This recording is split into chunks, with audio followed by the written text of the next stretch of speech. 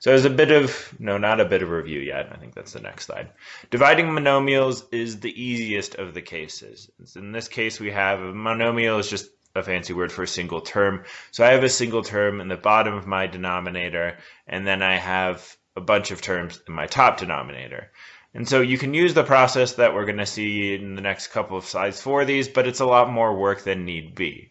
To solve these, the easiest way to do it is just break it up into separate fractions. So I've rewritten the question. It's the exact same question. The only difference now is instead of only having one 4x on the bottom of this giant fraction, I have three different parts that are fractions with 4x on the bottom. And then from there, just go ahead and reduce. So if I reduce the first term, 12 divided by 4 is 3, x cubed divided by x gets me x squared. And then my next term is 4x squared divided by 4x gets me x. And my final term, and it is kind of important to mention that signs are important. We got to follow those signs. But an error that I see a lot of times with this question is dealing with negatives, or not dealing with negatives, when things cancel. So when you see things, when you're solving like 2x plus 4, if I was solving that equation, I divide both sides by 2, solve, and that 2x, the 2 disappears. It gets canceled. So what's happening there is it isn't really getting canceled, it's becoming 1. So when this canceling happens in this question, when I have 4x divided by 4x, they cancel, sure, but they cancel to be 1. So don't kind of just drop that term out. Leave it there. 4x divided by 4x is 1, and that should be part of your final equation. If you have a term that, like in the last term, if that was just a 4 over 4x, it's okay to leave an x in the denominator as well. So you don't need to have a nice whole number necessarily. It's really breaking up this fraction and simplifying from there. Now, as a bit of review, hopefully at some point in your life you learn how to do long division, or at least you've heard the term. We're going to go through a process of how to do long division with kind of scary polynomials. So we're going to build on those concepts, and maybe along the way on these more complicated examples, you might be thinking, oh, why am I doing that step? You're doing that step because that's the process of long division. So to go through this one, if I was dividing 178 by 3, long division would say, okay, I look at my first term, does 3 fit into it? No. I look at my second term, does 3 fit into 17? Yes. It fits in 5 times, so I put a 5 on the top. I multiply 3 times 5 and put that below the 17, and then I subtract. 17 minus 15 is 2. I bring down the 8, so I'm at 28, and then I repeat the process again. How many times does 3 fit into 28? Well, it fits in 9 times, so that's 27, and then I subtract and I get a 1. And so, yeah, again, maybe if you've seen long division before, you might have been taught that at this point you would add a decimal place, add a 0, and continue your process. But for these type of problem-solving process, we're going to go to probably the very earliest form of long division, in which case we just talk about having a remainder. So in this case, our answer would be 59 with a remainder of 1. Or really what that means is it's 59 plus, and then I have this leftover 1 that was originally supposed to be divided by 3. So it's going to be plus 1/3. So 59 and 1/3. If this went really quickly, it is meant to be a review. So if this is not a review, you're getting a little bit overwhelmed. Definitely this is a good time to pause the video. There are a ton of online resources involving long division. And then once you feel comfortable with that, come back to this lecture. Now, to get a little bit more involved, we are going to divide a polynomial. So in this case, I don't have a monomial. I'm dividing 2x cubed minus 3x squared plus 4x plus 5 by x plus 2. Now, the process is very, very similar. The first step is slightly altered, but it's going to feel very similar, and if not anything else, maybe even slightly easier than regular long division. So my first step is I look at the first term of what I'm dividing and the first term of what I'm dividing by. So looking at this problem, I have a 2x cubed under the square root, and not under the square root, under the division symbol, and I have an x on the outside of it. So I think, okay, what can I multiply x by to get 2x cubed? Well, I multiply it by 2x squared. 2x squared times x would get me 2x cubed. Great, so that's good. Now my next step, just like we were doing if it was regular long division, is I would take 2x squared and I would multiply it by both of my terms on the left side of this division symbol. So I do 2x squared times x, 2x squared times 2, and I get 2x cubed plus 4x squared. 2x squared times x is 2x cubed. 2x squared times 2 is 4x squared. Now I'm going to subtract that entire thing, just like we did with long division. And it's a good idea to put this in parentheses, because when we were doing regular division, you were only subtracting one thing, so it made sense to just straight up subtract it. Where with polynomial long division, you're going to have more than one term. So make sure that you are putting a parentheses surrounding it and subtracting the entire thing. So just like with long division, at this point, I'm going to subtract. 2x cubed minus 2x cubed cancels. That 4x squared, if I distribute that negative, is actually a minus 4x squared. So negative 3x squared minus 4x squared leaves me with 7x squared. And then I bring down my 4x, and just like with long division, I rinse and repeat. So I think to myself, okay, what can I multiply x by now to get negative 7x squared? Well, it's negative 7x. I multiply negative 7x by x plus 2. That becomes negative 7x squared minus 14x. Oh, there we go. Yeah. Negative 7x squared times 2 would get me negative 14x. Oh my, that's wrong. Huh.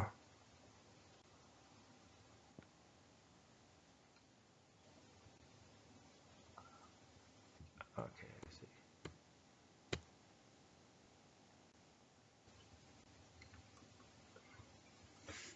So now I think, okay, what can I multiply x by to get negative 7x squared? Well, the answer is negative 7x. So negative 7x times x is negative 7x squared, and negative 7x times 2 gets me negative 14x. And I actually pulled this example from the book, and they made an error here that you should probably try and avoid. What they did in one step is they distributed the negative to both terms. So yes, in that step, if you're looking kind of towards the bottom, that should be a negative 14x before you distribute the negative. They were pretty lazy about it and just changed it to a plus immediately. So I know I make a lot of errors in this course, but I actually pulled this one directly from the textbook, so this is not my mistake. Okay, so anyways, I subtract the negative 7x squared and the minus 14x. Negative 7x squareds cancel. 4x plus 14x gets me 18x. I bring down the 5. I repeat one more time. Okay, let's think. What do I multiply x by to get 18x? It's 18. 18x times, or 18 times x gets me 18x, and 18 times 2 gets me 36. I subtract through. Again, they were being very lazy with the notation on this. I subtract through, and so I'll get negative 18x minus 36, which leaves me with negative 31. And now to write my final answer is what's on top of my division symbol, 2x squared minus 7x plus 18, and then it's going to be minus my remainder divided by the thing that I am dividing by. So negative 31 over x plus 2. So that will be my final answer. And now this is a very involved process. This is very tricky. Talking to other algebra teachers, I personally find value in this because this method always works. It's a lot of work. It's very tricky. And you notice in this example, even the book's making errors along the way. So if you're getting overwhelmed with this and you don't love it, you don't have to use polynomial long division in this course. You might see it later on. But for this course, really the only thing we're only going to divide by is binomial terms. And so if I just have two things, if I have an x plus 3 or even a 2x minus 7, the method that we're going to see in the next slide will work. So don't get overwhelmed with this slide. Don't get kind of super lost in the pluses and minuses. Maybe just kind of dive into this concept. So this concept is, like I said, it's kind of limited. It's not limited for this course. This is the only type of division you'll need to know for this course, but it is limited is the one downside. And then the other downside is it's kind of mathematical magic if you don't understand the process. But the process is very easy. It's so much easier than polynomial long division. So even though those first two things are kind of two of my biggest pet peeves in mathematics, the payoff of how nice synthetic division is hard to ignore. And so how synthetic division works is you have to first translate your problem into this kind of weird symbols that we see in front of ourselves. So the question we're going to ask ourselves to do is 4x cubed plus 10x squared minus 7x minus 20. And we're going to divide that by x plus 2. And this might be the same question as the last slide. Not really important. So to translate it into synthetic division, so I always put a box on the top left that we see there, that -2 that's there. What goes in that box is what would be the value if I set my factor equal to 0. Or you would flip the sign of what you would get if you would maybe don't flip the sign. Yeah, just set the x plus 2 equal to 0 and solved. Usually you can get away with just taking the number next to the x and flipping the sign, but that's a dangerous game to play. So x plus 2 equals 0. If I solve for x, I get -2. Whenever you're solving that thing that you're dividing by, that's what goes into your box.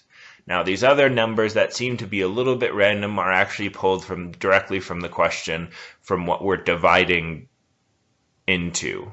So the polynomial I'm dividing into is 4x cubed plus 10x squared minus 7x minus 20. So to translate it, what I do is I really just drop all of the variables and just write it out term by term. So I would have my 4x cubed is now just 4. My 10x squared is now just 10.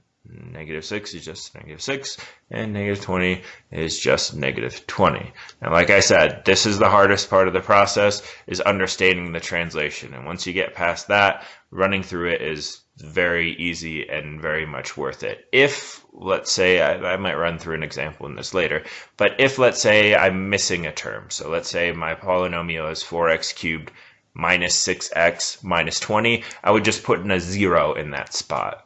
So I would place, instead of having my 10 in this write down, I wouldn't just skip the 10 entirely. I would replace it with a 0. So just kind of watch for that if you see that on WebWorks. I don't think we'll try to trick you with that on the test, but I might trick you with that on the in-class worksheet assignment. Okay, now for the process. The process goes that I take my very first term, I drop it down to below that line. It's 4. Nothing fancy with that first step. Now what I do, and this kind of is where it starts to feel a little bit like division, is I take that term on the bottom, I multiply it by the term in the box. So 4 times -2, and then I take that term and put it below my next term. So 4 times -2 is 8. And then I add 2 plus -8 is 2. And then I repeat. 2 times -2 is -4. Add, I get -10. -10 times -2 is 20. And I get 0, and I'm done with the process. I am going to have to do a little bit of translation, but I'm done with the process. Now, sometimes what people do with synthetic division is they kind of like to put in this dotted line to keep track of the fact that that very last term is actually your remainder. So you might see that. I wouldn't expect you to do it. I might do it on sometimes, and I might do it in the other, because that's kind of just a preference thing, where everything else is pretty standard with synthetic division. Okay, so now I went through my process, I did my synthetic division, I followed the steps, and now all I have to do is translate it back. And so to translate it back into a polynomial is I would take my original, I look back at my original polynomial that I'm dividing into. I have 4x cubed plus 10x squared minus 6x minus 20. Well, I look at the degree. The degree in that is 3. And so when I go through this dividing process, my new degree will be at most 2. So to translate this back, I just rewrite this as a polynomial, except for each of these are just the coefficients of now I have an x squared breakdown. So I would be left with 4x squared plus 2x minus 10. I drop my degree by 1. And if I didn't have a 0 remainder there, I would account for that and just put whatever that remainder is divided by x plus 2, divided by that divisor. Why did I write a 10 there? Oh, If there isn't a zero there, again, this is a hypothetical, so almost imagine this is an entirely different problem. If I didn't have a zero there, then that is my remainder, and what I would do with that remainder is I would just do 10 over x plus 2. But that's, like I said, that's kind of an offshoot. I would maybe not even write that in your notes because that's not what the original question was. This is more of just a hypothetical. Okay, so the first theorem we're going to talk about is if I want to find the value, if I want to evaluate a function at a, I can do that by, I can just plug in and evaluate, or I can divide my function by x minus a, and then whatever the remainder is would be my result as if I had just evaluated. So to kind of see that in practice, I want to try to find f of 2 given that my function is negative 2x cubed plus 3x squared minus 4x minus 16. So I'm going to do synthetic division. I'm going to set that up. And so the thing that goes in my box is that 2. And then I'm going to rewrite everything. So I'd have negative 2x cubed becomes negative 2 plus 3x squared becomes 3, negative 4x becomes negative 4, and negative 16 just stays negative 16. So I'm going to rewrite it. And then we talked about synthetic division last section. So my first step is I take that negative 2, I drop it down, I do nothing to it. Then I do negative 2 times 2 gets me negative 4. Add those together, I get negative 1.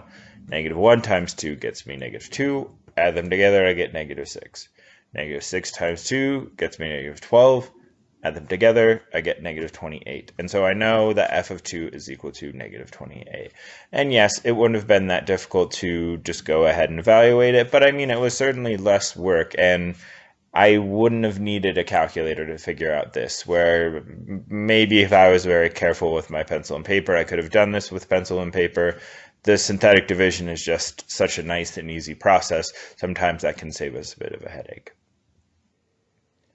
Now, something that is kind of important to mention is a factor theorem. And if we know something's a factor, we'll kind of see in this example, we know that the remainder should be 0, and then we can actually use that fact to kind of figure out what the other factors would be, which makes sense. This is actually using that property that we saw in the last slide of, okay, if I plug in f of 2 into this equation, my remainder should be 0, so that means x minus 2 has to be a factor.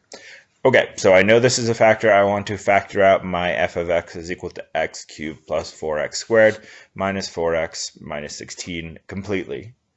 So I'm going to use synthetic division. Set it up again. The 2 goes in the box. Again, it's kind of the opposite sign of the x minus 2, or more accurately, I set x minus 2 equal to 0 and solve. So that's 2. I drop down the 1. I multiply it by 2. I get 2. Put that over. 4 plus 2 is 6. 6 times 2 is 12. Negative 4 plus 12 gets me 8. 8 times 2 gets me 16. And then I mentioned that if it is a factor, then it definitely should have a 0 remainder. If you're not getting a 0 remainder, you did something wrong, or maybe the question's just lying to you. Because anytime you have a factor, you need to have a 0 as a remainder. Now I'm going to translate that back, just like we saw in the last section. I'm going to translate that back into a polynomial.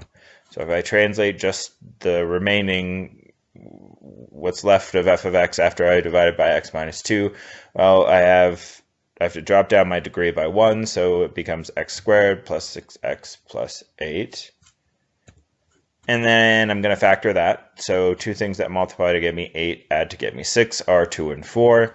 And then I can't forget the fact that x minus 2 was originally a factor. They told me that. So yeah, I divided it, and I got that. Once I divided it, I was left with x plus 2 times x plus 4. But if I want to fully factor, I can't kind of neglect that original information that I have.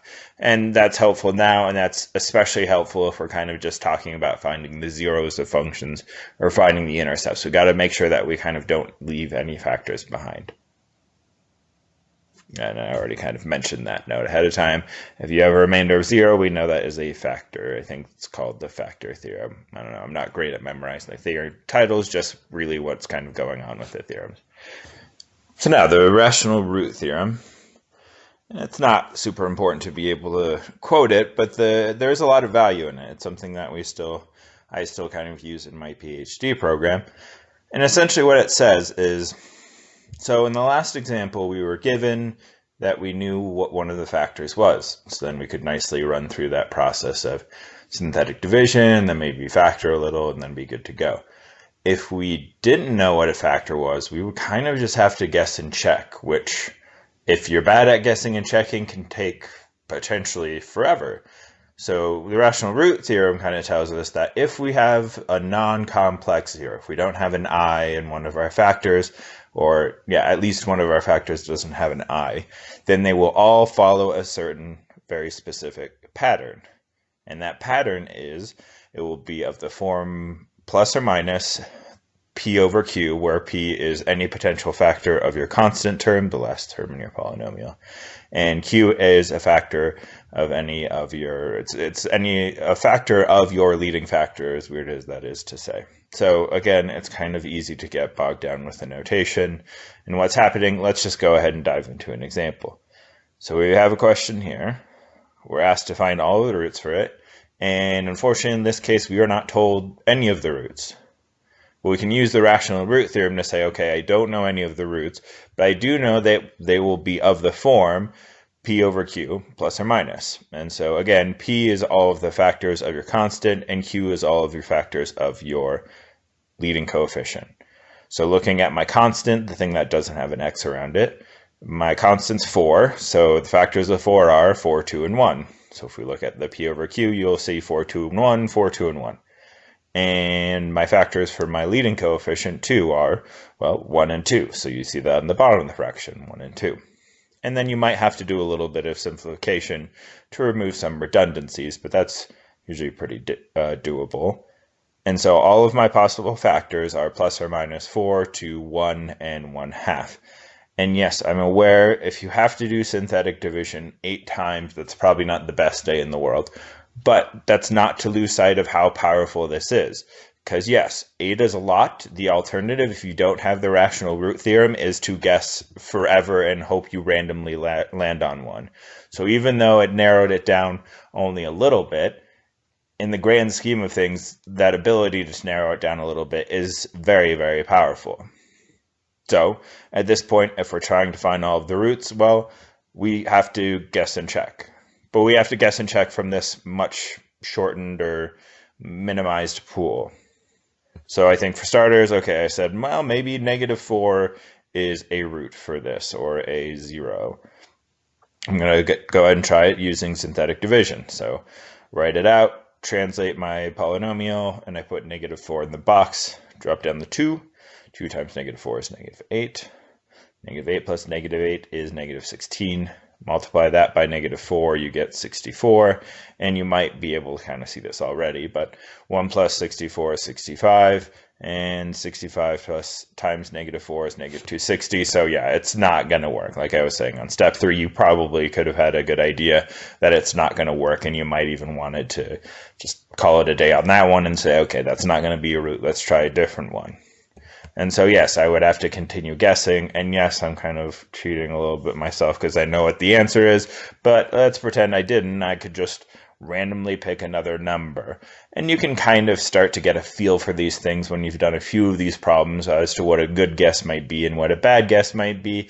But the truth of the matter is that I believe this question has 3 roots. So even though I have 8 possibilities, I'm going to hit one of those pretty early on. So I'm going to try 4. Drop down 2. 2 times 4 is 8. 8 plus -8 is 0. 0 times 4 is 0. 1 plus 0 is 1.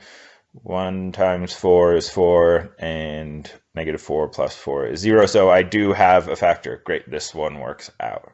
So I'm going to translate that back into something I can solve. So I kind of randomly... I ran out of space. Yeah, so at this point, this is kind of the result that we saw from the previous slide. So I do have 2 options. I can keep guessing, and potentially I could find it on the next one. Potentially I could find it on the 5th one. Potentially, if there isn't any more rational roots and they're only imaginary numbers, I might not find one. There will be 3 more. They might be imaginary, they might be real, but I might not be able to find the rest of them using this process. So instead, it's actually much easier for us to say, okay, I know x minus 4 is a factor, And now I'm going to just translate the rest of my question. Okay, for x minus 4, translate it to 2x squared plus 1. That's, if I drop down my degree from cubed to x squared, it's 2x squared plus, well, 0x, so I don't write that part, plus 1. And then if I could factor 2x squared plus 1 further, I could, or I should. If I could, then I should. But I can't, so I won't, and so I can't actually factor it further. I would just go ahead and solve if we were looking for our zeros or our intercepts. So to find my other zeros, okay, I already know 4 is one of them. I take 2x squared plus 1, set it equal to 0, and I solve. So I move the 1 over, divide both sides by 2, and so x is equal to plus or minus I square root of 1 over 2. You can leave it like that. You could simplify it a little bit further. Plus or minus I times the square root of 1/2 is equal to plus or minus I over root 2. I would take either. And then we can't forget the fact that 4 was still a root. That's kind of what we found when we went through our synthetic division, guessing, and checking. So when it's asked to find all of our roots, you need to include that. And I don't know if I've mentioned before in a previous lecture, but we kind of interchangeably use the word at this point, intercepts, zeros, and roots. Those are all the same thing. Those are all, if I were to graph something, would be where I cross the x-axis. So really you're trying to solve, let's go back to the question, you're trying to solve when f of x is equal to 0 in this case, and it is 0 for these values. That's the end of this section.